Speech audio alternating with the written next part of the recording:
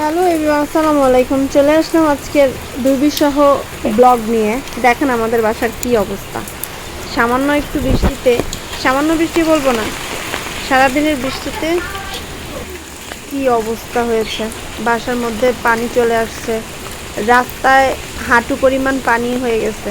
দেখেন কি অবস্থা, আমাদের চলাফেরা এত কষ্ট বর্ষাকালে বলে বোঝানো যায় না। দেখেন এখনো পর্যন্ত বিকেল, তাই এই অবস্থা। রাত্রে বৃষ্টি হলে আমাদের বাড়ি পুরো ডুবে যাবে।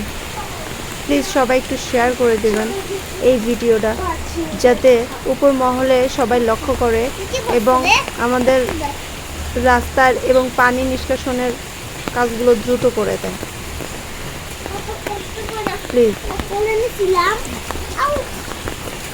খুবই দুর্বিষহ অবস্থায় আমরা বর্ষাকালে জীবনযাপন করছি এখানে।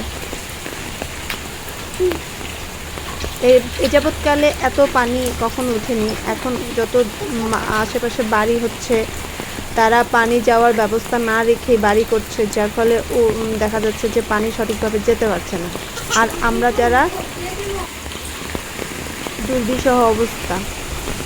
ওই যে চাচার গরুর জন্য ঠিকই ঘাস কাটতে আসছে, মানুষ যে ডুবে যাচ্ছে চাচার তো সেই খেয়াল নাই।